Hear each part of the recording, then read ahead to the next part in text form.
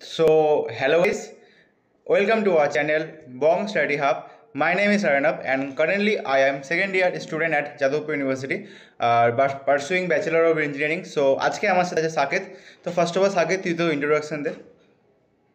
Hello, I am Saket Bharti, currently pursuing Bachelor of Engineering at Jadavpur University in the Department of Information Technology. I have scored a GMR of 307 in WBJE, additionally with a score of 110.3. Additionally, I have also scored 99.1 percentile in JEE Mains and 12.3k rank in JEE Advanced. আচ্ছা বেশ first of all congrats and welcome to Jadavpur university. আর second আমাদের প্রথম যে কোশ্চেনটা হয় মানে প্রতিটা পডকাস্টে প্রথম কোশ্চেন, তুই তো ইঞ্জিনিয়ারিং করার কথা কখন থেকে ভেবেছিস? আমার মনে তো এরকম কিছু ছিল না কি ইঞ্জিনিয়ারিংটাই করতে হবে। 10 এর পর আমি ডিসাইড করলাম কি আমার সায়েন্সে খুব বেশি ইন্টারেস্ট আছে। তারপরে সায়েন্সের মধ্যে আমি অনেকগুলা ক্যারিয়ার অপশনসটা ফিগার আউট করলাম। ওটার মধ্যে আমার জন্য ইঞ্জিনিয়ারিংটা বেশি ভালো ছিল। ওকে বেশ, তাহলে তোর মানে ম্যাথ ফিজিক্স কেমিস্ট্রি মানে এই তিনটে সাবজেক্ট খুব ভালো লাগতো, রাইট? ওকে হ্যাঁ। তো ফার্স্ট অফ অল তুই ক্লাস 11 থেকে প্রিপারেশন স্টার্ট করেছিলি না কখন থেকে স্টার্ট করেছিলি যেই প্রিপারেশনটা? আমি যেই নামটা তো আমি শুনলাম প্রথমবার 10 মানে বোর্ডের এক্সামটা দেওয়ার পরেই, তারপরেই আমি 11 থেকে প্রিপারেশনটা শুরু করলাম। ওকে, তোর ক্লাস 12 এর বোর্ড 2024 সালে, রাইট? হ্যাঁ। তো তুই 2000 প্রিপারেশন কখন থেকে স্টার্ট করেছিস? 2022-23 এর দিকে? না, হ্যাঁ 22 থেকে। Okay right. তো বেসিক্যালি কি ক্লাস 11-এ কিরকম কি করেছিলি একটু জানাতে পারিস? আর কোন বোর্ড থেকে ছিল সেটা বলতে পারিস? হ্যাঁ, আমি 10টা তো আইসিএসসি বোর্ড থেকে করেছিলাম আর 12 আমার সিবিএসই বোর্ড ছিল। ওকে। তো হ্যাঁ 11-এ আমি আগে তো আমি একটা কোচিং সেন্টার জয়েন করেছিলাম। তো এটা বলা যাবে? হ্যাঁ বলতে অবশ্যই। ওকে। তো আমি কোচিং সেন্টারটা আমার এরিয়াতে প্রথমবার ওটাই মানে আমার ব্যাচটাই প্রথম ব্যাচ ওটা খুলেছিল। তো ওইখানে যা টিচার্সরা বলতো আমাকে আমি শুধু ওটাই ফলো করতাম। ওইখানে আমাদের ক্লাসটা শুরু হতো সকাল 8টা থেকে আর রাত্রি 8টা অবধি আমরা ওইখানেই পড়াশোনা করতাম। মানে বাড়িতে তো অত পড়াশোনা হয় না, ডিস্ট্রাক্ট হয়ে যাই, তাই ওইখানেই বসে পড়তাম। আচ্ছা, তো বাড়ি কোথায় বেসিক্যালি? আমার বাড়ি হচ্ছে শিলিগুড়িতে বাড়ি, যেটা দার্জিলিং ডিস্ট্রিক্ট। Okay nice. তো ক্লাস 11-এ বেসিক্যালি ফুল কোচিং এ জয়েন করেছিলি, এটা অফলাইন কোচিং, রাইট? হ্যাঁ অফলাইন কোচিং। আচ্ছা, আর অনলাইনে কোনো কোথা থেকে দেখতে অনলাইন ক্লাস বাগেরা? হ্যাঁ মানে যখন আমি 10-এ ছিলাম আমি মানে আজ পর্যন্ত টিউশন যাই নাই কোনোদিন। তো যখন আমি 10-এ ছিলাম তো বোর্ডস এর প্রিপারেশনের সময় আমি এই অলক পান্ডের ফিজিক্স চ্যানেলটা ডিসকভার করেছিলাম। তো ফিজিক্স আমি মানে কোচিং সেন্টারে থেকে আসার পর আমার আর পড়ার ইচ্ছা হতো না, মানে কোচিং থেকে আসার পর। তো আমি এমনি 2x এ ভিডিও প্লে করে দেখে নিতাম রিভিশনের জন্য। আমি মানে অত বেশি নোটস বানাতাম না, তাই ওটাই আমার রিভিশন হইতো ওইভাবেই। আর বাস এরকমই করতাম। আচ্ছা। তো ফার্স্ট যে মানে ক্লাস 11-এ কিভাবে কি করেছিলি? যারা এখন ক্লাস 11 স্টুডেন্ট আছে তাদের জন্য খুব এটা হেল্পফুল হবে। তো ক্লাস 11-এ একটু স্ট্র্যাটেজিটা বলতে পারিস ভালো মতো করে? ক্লাস 11-এ ক্লাস 11-এ তুমি অত মানে 10-এর থেকে যখন তুমি আসবা তোমার সবকিছু নতুন মনে হবে। মানে 11টা একটু বেশি টাফার সাইডে হয় 12 থেকে। তো যদি তুমি একটু মানে ডিমোটিভেট হচ্ছ কি কোশ্চেন গুলা সলভ হচ্ছে না এখন, তো কোনো প্রবলেম হবে না, তুমি বেস্ট টাইম পাবা সবকিছু সলভ করার জন্য। আর 12টা একটু ইজিয়ার সাইডে হয়, তো তুমি দুইটাও রিভিশনও করতে পারবা 12-এ। আর 11-এ বলতে গেলে এখন তো স্টার্টিং এর চ্যাপ্টার্স গুলা একটু টাফ হয়। যত ফিজিক্সে আমি যদি বলি তো রোটেশন অবধি একটু টাফ থাকে, মেকানিক্স পার্টটা, তারপরে ফিজিক্সটা তো ইজি হয়ে যায় পুরো। আর ম্যাথসটাও আমাকে পার্সোনালি জিওমেট্রি পার্টটা একটু টাফ লাগেছিল। আর ক্যালকুলাসটা আমার ভালো লাগতো কিন্তু ওটা টাফ হয় অনেক। আমার ভালো লাগতো, অনেক টাইম লাগতো সলভ করতে, কিন্তু টাফ হয়। আচ্ছা, ক্লাস 11-এ যদি কিছু ইম্পর্টেন্ট চ্যাপ্টার্স বাগেরা যদি মনে থাকে তো বলতে পারিস ক্লাস 11-এ ম্যাথসের জন্য, লাইক ম্যাথসের জন্য। তো মানে যেটা জেই এন্ড ডব্লিউবি দিয়েছে, লাইক আমার যা মনে আছে অ্যালজেব্রা পার্টগুলো বা কনিক সেকশন এগুলো বেশ ইম্পর্টেন্ট, রাইট? হ্যাঁ তো কনিক সেকশনটা তো বেশি ইম্পর্টেন্ট, মানে অনেকগুলাই কোশ্চেন্স আসবে ওটা থেকে। এখন তো আমি মানে পেপার এর পুরো ডিসক্রিপশনটা দিতে পারবো না কি হুম হুম কত থেকে কত বেসিক চ্যাপ্টার হুম হয়, কিন্তু তোমাকে এলজেব্রা আর কনিক সেকশন তো পুরো স্ট্রং করতেই হবে। মানে ওটা ছাড়া তুমি একটা ভালো র্যাঙ্ক অ্যাচিভ করতে পারবে না। একদম ওটা একদম যদি তুমি স্কিপ করে থাকো, ওটা ভালো মানে কোয়ালিফিকেশনটা হয়ে যাবে কিন্তু ভালো র্যাঙ্ক পেতে পারবে না। রাইট। আচ্ছা ক্লাস 11 যখন আমি ক্লাস 11 গল্প আসছি, যারা ক্লাস 11 স্টুডেন্ট আছে, আচ্ছা ক্লাস 11 তুই কি মক টেস্ট বাগেরা দিতি? মক হ্যাঁ, টেস্ট, মক টেস্ট দিতাম। আচ্ছা হ্যাঁ, আর ইম্পর্টেন্স অফ ওটা মক টেস্ট কি মক বলতে? টেস্ট ছাড়া যাবে না। হুম, একদম, মানে হ্যাঁ, মক টেস্ট মক কতটা টেস্ট ইম্পর্টেন্ট? একটা মানে হুম তোমার হুম হ্যাঁ, বল। মক টেস্ট তো তোমার ডেইলি কোশ্চেন সলভিং থেকেও বেশি ইম্পর্টেন্ট আমার হিসাবে। এখন হুম এটা ভ্যারি করতে পারে হুম অন্যদের উপরে, হুম কিন্তু মক টেস্টটাই মানে তোমার আসল জিনিসটা টেস্ট করে হ্যাঁ, মানে কোন কি তুমি জায়গায় বসে কোন আছে, লেভেলে এখন কোন স্ট্যান্ড লেভেলে করো। স্ট্যান্ড করছো, মানে এখন অনেকে থাকে হ্যাঁ, ক্লাস 11 স্টার্টিং এ যে আইআইটি হ্যাঁ, বোম্বে সিএসসি সবাই টার্গেট থাকে আইআইটি বোম্বে, ঠিক আছে? এবার দেখা গেলো তার মক টেস্টে হ্যাঁ, আসছে হ্যাঁ, এটা 30-40। আমারও ছিল। হ্যাঁ, তার মক টেস্ট আছে 30-40-50। এবার ওটা হচ্ছে আবার না যে কোন জায়গাটা স্ট্যান্ড করছি সেটা না, সেটা একমাত্র মক টেস্টে জানতে পারবি। তো মক টেস্টে সব থেকে আরেকটা বেশি ইম্পর্টেন্ট মক টেস্টে অ্যানালাইসিস করা, তুই করতি ওটা মক টেস্টে হ্যাঁ, অ্যানালাইসিস?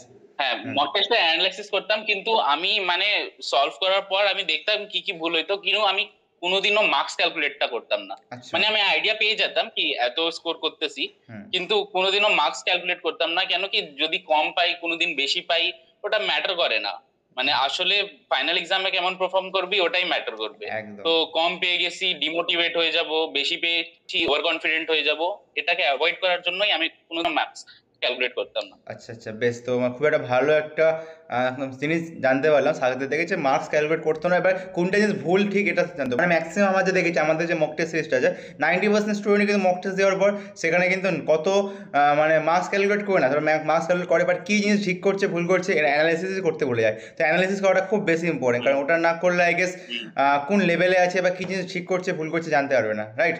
তো মক টেস্টটা খুব বেশি হ্যাঁ, করে ক্লাস 11, ওকে। তো ক্লাস 11 মোটামুটি 3টে সাবজেক্ট কীরকম লেভেলে ছিল যদি বলি, মানে ক্লাস 11-এ তো আহ, একটু মানে টাফার সাইডেই থাকবে। হুম তুমি ডিমোটিভেট হবা না কি না, আমার আমি কিছু কোশ্চেনটা হচ্ছে আমার ব্যাপারটা কোশ্চেন তোর করবো। তোর কতটা স্ট্রং ছিল 3টে সাবজেক্টই, ম্যাথ ফিজিক্স কেমিস্ট্রিতে?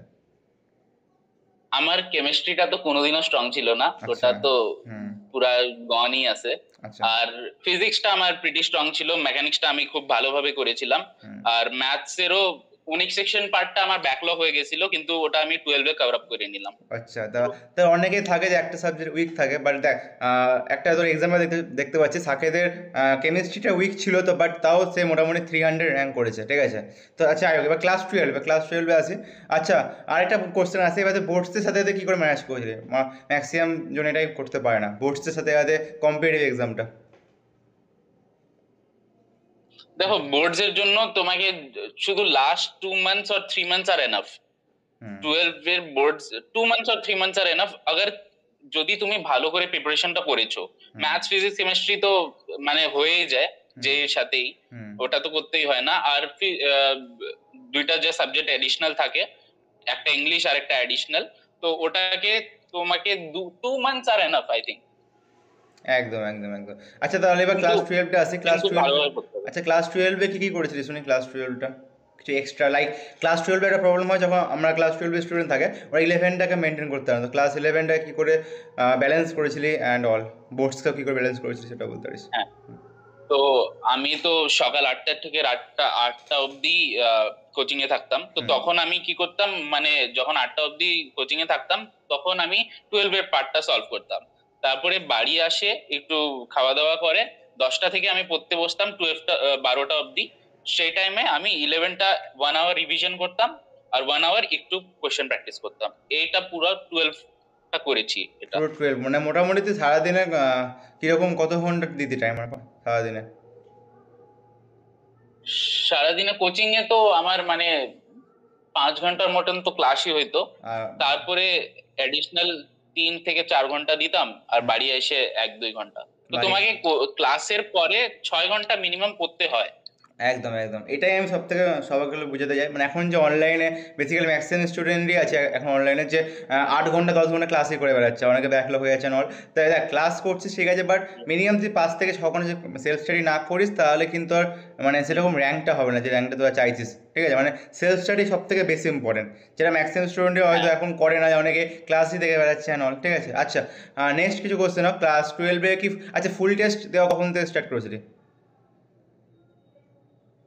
ফুল টেস্ট, ফুল টেস্ট মানে অনলি টেস্ট? ফুল টেস্ট মানে ক্লাস 11-12 মিলে একটা ফুল টেস্টগুলো হতো না, ওটা কখন থেকে স্টার্ট করেছিলি আচ্ছা, এক্সামের ফুল কখন? টেস্ট। হুম। হ্যাঁ, এটা আমি আমার আমাদের কোচিং এ মানে সিলেবাসটা শেষ হয়ে গেছিল অগস্ট অব্দি। হুম। তো তারপরে আমি অগস্ট, সেপ্টেম্বর আর অক্টোবর ব্যাকলগটা কমপ্লিট করলাম, যেটা আমার হয়ে গেছিল 2 বছরে। আচ্ছা। তো অক্টোবর মিড থেকে আমি টেস্ট দেওয়া শুরু করেছিলাম। ওকে ওকে। আচ্ছা তাহলে তোরও মানে মোটামুটি ব্যাকলগ ছিল, তাহলে তুই ব্যাকলগ কি করে মানে রিমুভ করেছিলি? অনেকে এটা কোশ্চেন থাকে, অনেকের ব্যাকলগ থেকে যায়, ব্যাকলগটা কিভাবে করেছিলি? লাইক আমি যেমন, ব্যাকলগ লাইক আমি যেমন মানে বলি। যদি হ্যাঁ বল। হুম, বলতে হ্যাঁ, হ্যাঁ, পারিস। বলো বলো। আচ্ছা আমার যেটা বলি, লাইক অনেক আগে চ্যাপ্টার কমপ্লেক্স নাম্বার করতে করতে 3-4টে চ্যাপ্টার ব্যাক হয়ে গেল, এবার ওখানে স্যার ক্লাসে কোচিংয়ে স্যার সিকোয়েন্সিয়াল স্টার্ট করে দিয়েছে, তাহলে তখন কি করা উচিত? তখন তো আমি বলবো কি ওই চ্যাপ্টারটাকে তুমি মানে যত অবধি করে নিছো ওটাকে ছাইড়ে দাও। যত স্যারের সাথে ক্যাচ আপ করবা ততই ভালো হবে। কেন কি যখন তুমি সিকোয়েন্স এন্ড সিরিজ অবধি পৌঁছাবা তত অবধি স্যার কোথায় আরো বেশি আগে হ্যাঁ আগায় হ্যাঁ। যাবে, স্যার তো আরো আগে আগায় যাবে। হুম। আর তোমার মাইন্ডে অত ফ্রেশও থাকবে না, তুমি কখন পড়েছিলা এখন তুমি কোশ্চেন সলভ করছো, তো সেটা খুব খারাপ হয়ে যায় অবস্থাটা। একদম তার চেয়ে বলো তুমি যদি স্যার আগে গেছে তুমি ছাইড়ে দাও, ওখানে স্যারের সাথে থাকো। একদম একদম যেটা তুই করেছিলি লাস্টে 2 মাস যখন টাইম পেয়েছে, লাস্ট 2 মাসে ব্যাকলগটা হ্যাঁ, পূরণ করেছিলি। হ্যাঁ, তো যারা ভাবছিস ব্যাকলগ হয়ে গেছে তারা এই স্ট্র্যাটেজি ফলো করতে পারে, ঠিক আছে? আচ্ছা নেক্সট কিছু কোশ্চেন, তুই শর্ট নোটস বাগেরা কিরকম কি ছিল, short notes and all? Short হ্যাঁ, নোটস মানে? শর্ট নোটসটা বানাতাম, মানে হুম যখন চ্যাপ্টারটা শেষ হয়ে যেত হুম। এক এক পেজের মধ্যে বানায় ওটা রেখে দিতাম। আচ্ছা আচ্ছা। তারপরে মানে ওটাই কোচিং এর থেকে আসার পর ওটা কোনো 2 দিন 3 দিনের মধ্যে একবার দেখে নিতাম ওইগুলাকে। আচ্ছা আচ্ছা। আর নেক্সট কোশ্চেন হচ্ছে, আর একটা ভালো কোশ্চেন, অনেকে টার্গেট দাদা আমি 100+ মার্কস কী করে হয় ডাব্লিউবিজিতে, বা 110+ মার্কস কী করে হয় ডাব্লিউবিজিতে। তো তোর কি স্ট্র্যাটেজি ছিল, বা তুই কীভাবে কী করেছিলি, তুই যে মনে হয় কত পার্সেন্ট সিলেবাস পূরণ করেছিলি ডাব্লিউবিজির আগে, কী করেছিলি বলতে পারিস? হ্যাঁ, আমার মানে দেখো তুমি, আমি বলে দিচ্ছি কি, যদি তোমার কেমিস্ট্রিটা স্ট্রং হয় হুম তাহলে ইজিলি তুমি 100+ তো স্কোর করে দিবা। হুম কেন কি কেমিস্ট্রিটাই সব থেকে বেশি ইম্পর্টেন্ট, আর আমার কেমিস্ট্রিটাই সব থেকে খারাপ ছিল। হুম তো তখন আমি 110টা স্কোর করেছি। তার মানে অত বেশি টাফ থাকে না ডাব্লিউবিজেইটা জেই এর কম্প্যারিজনে। হুম। আচ্ছা। তাহলে যদি তোমার জেইটা জেই জেই প্রিপারেশনটা ভালো আছে, ডাব্লিউবিজে এর কোনো চাপ নিতে হয় না। ওকে ওকে ওকে। শুধু মক্স আর এনাফ। মানে মক্স যাদের দিতে হয় কিন্তু আমি মক্সটা দিবা। আমি ভিডিওতে এটা বারবারই বলি, যদি তোর যেই প্রিপারেশন একদম পারফেক্ট আছে, লাইক তোর যেমন প্রিপারেশন ছিল মোটামুটি একদম ভালো প্রিপারেশন ছিল, তাহলে তো ডাব্লিউবিজি নিয়ে চাপ নিতে হবে না, কারণ ডাব্লিউবিজি খালি মক টেস্টগুলো স্টার্ট করে দেওয়া, বাস এইটুকুটা করলে তো WBG next year under 300 under 200 rank পাক্কা, খালি ডাব্লিউবিজি মক টেস্টগুলো আগে থেকে স্টার্ট করে দেবো। এবার তোর যদি যেই প্রিপারেশন একদমই খারাপ চলছে, যেটা আমি জানি 90% স্টুডেন্ট আমাদের ভিউয়ার্সদের প্রিপারেশন হয়তো খারাপ হতে পারে, ঠিক আছে? এবার সে যদি এখন ফুললি ডাব্লিউবিজিতে মানে ফোকাস হতে চায়, তো তাকে কি বলতে চাস? Fully WBG focus. তাদের বলবো কি এনসিইআরটি টা একদম মানে পুরা কেমিস্ট্রির জন্য তো পুরা একদম মাগ করে নাও। এনসিইআরটি। মানে এটা ভালো টার্ম না, কিন্তু তাও যত তোমার কাছে টাইমটা কম আছে তোমাকে মাগাপি করতে হবে। একদম।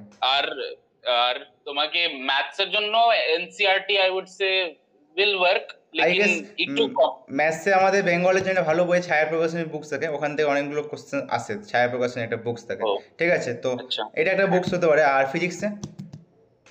ফিজিক্সে তো আমি এইচসি ভার্মা করেছিলাম, হুম হুম। তো ওটা করতে পারো। আচ্ছা আচ্ছা। এখন তোমার সব প্রিপারেশনের উপরে ডিপেন্ড করবে তুমি কোন লেভেলে কোশ্চেনটা সলভ করবে। কিন্তু ডাব্লিউবিজে অত টাফ কোশ্চেন আছে না, ওটাকে তুমি স্কিপ করতে পারো, কেন কি একটা টাইমের ফ্যাক্টর থাকে। একদম একদম। মানে এখানে নাম্বার অফ কোশ্চেনগুলো অনেকগুলো বেশি, যেখানে যেই দিকে হ্যাঁ, নাম্বার অফ কোশ্চেন অনেক কম, এখানে নাম্বার অফ কোশ্চেন অনেক, তাই তোকে মানে ডিফিকাল্ট কোশ্চেন আসবে না, বাট তোকে টাইমের মধ্যে 1 মিনিটের মধ্যে একটা কোশ্চেন সলভ হ্যাঁ। করতে হবে, এটাই তোকে। যেমন আমারই হয়েছিল হুম কি, আমি ফার্স্ট 3টা কোশ্চেনই ছেড়ে দিয়েছিলাম। এখন আমার এক্সামে ভাবো প্রেশারটা, হুম আমি ফার্স্ট 3টা কোশ্চেনই দেখলাম, আমি দেখে মানে টেস্ট দেওয়ার টেস্ট দিলে তুমি এটা বুঝতে পারবা কি কোন কোশ্চেনে তুমি কত টাইম দিতে পারবা। তো ওই 3টা কোশ্চেনই আমি ফার্স্ট 3 কোশ্চেনসই লিভ করলাম। হুম, তো এটা একদম শুধু হইলো মক টেস্ট দেওয়ার জন্য। একদম একদম যদি আমি মক দিতাম না তাহলে আমি বুঝতাম না। একদম।